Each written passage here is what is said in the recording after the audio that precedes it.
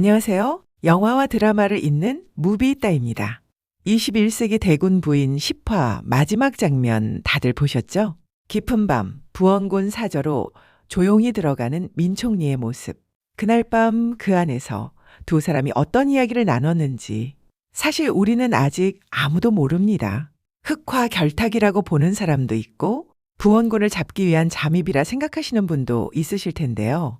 도대체 한 남자가 오랜 친구를 죽이려는 마음까지 먹기에는 그 사이에 어떤 순간들이 있었던 걸까요?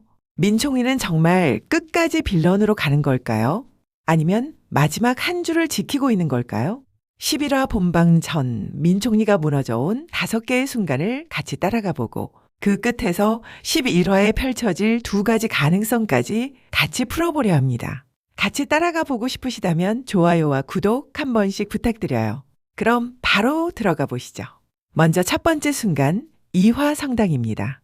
사실 민총리는 왕립학교 시절부터 희주를 짝사랑해온 사람이에요. 그런데 단 한 번도 희주에게 본인 마음을 직접 말한 적이 없는 사람이거든요. 희주가 하고 싶은 것이라면 막을 생각이 아예 없던 사람이었죠. 그래서 희주가 이한대군과 결혼한다는 소식을 들었을 때도 민총리는 그 결혼을 진짜 사랑해서 하는 결혼이라고만 알고 있었어요.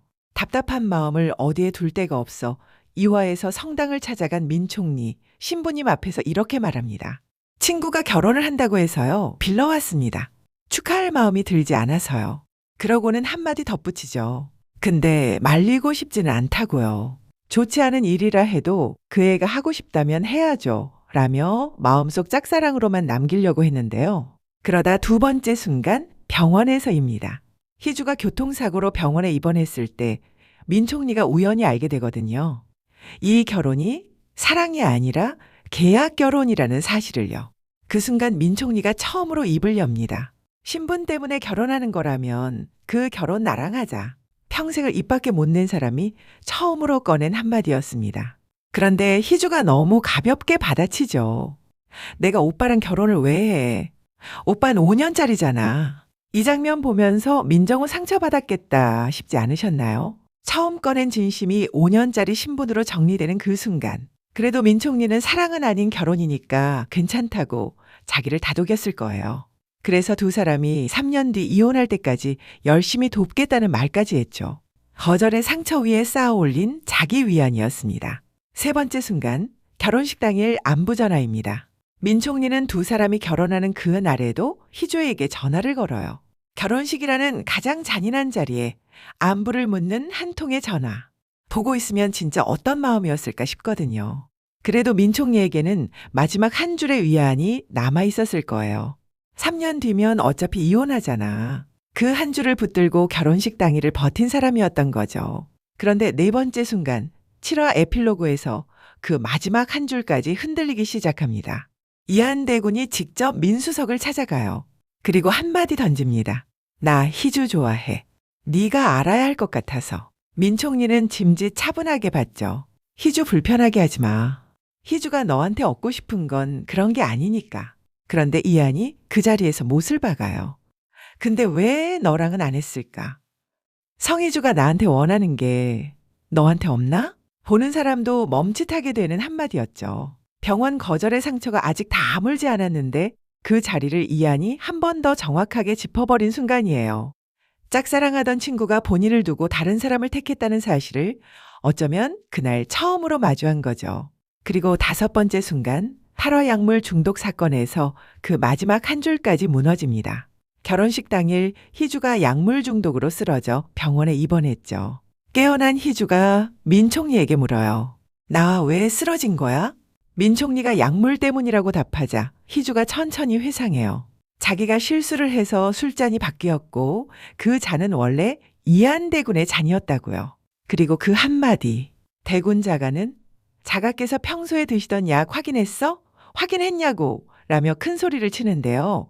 그 사람 위험해. 자기 몸 챙기는 일은 있고 곧장 이한에게 뛰어가는 희주를 보면서 민총리는 모든 걸 깨달았을 거예요. 희주가 이미 이한에게 마음을 줬다는 사실, 그리고 내가 아무리 기다린다 해도 내가 들어갈 자리는 없다는 사실을요. 지고지순하던 그 감정이 무참히 밟혀버린 자리에서 자기 자신마저 놓아버린 그림이에요. 그날부터 민 총리는 결심합니다.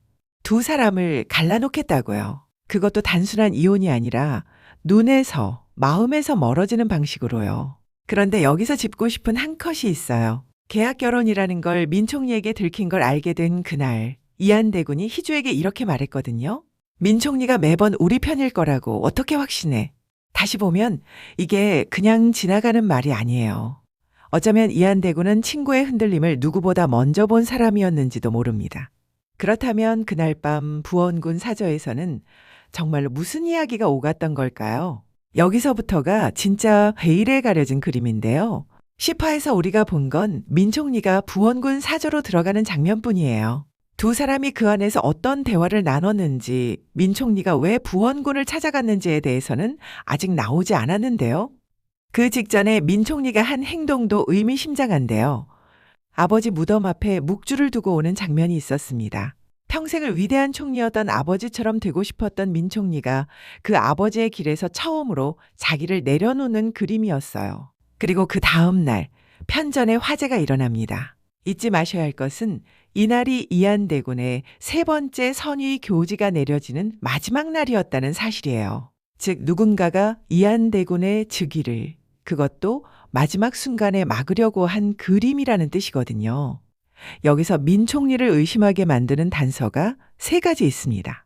첫 번째, 이한대군에게 편전에서 잠시 배웠으면 합니다. 라고 문자를 보낸 게 다른 누구도 아닌 민 총리였다는 사실. 두 번째, 그 시각 보좌관이 총리님 이제 편전으로 가보셔야 할 것 같습니다. 라고 재촉했을 때 민 총리가 답한 한마디예요. 아직 시간 많아요.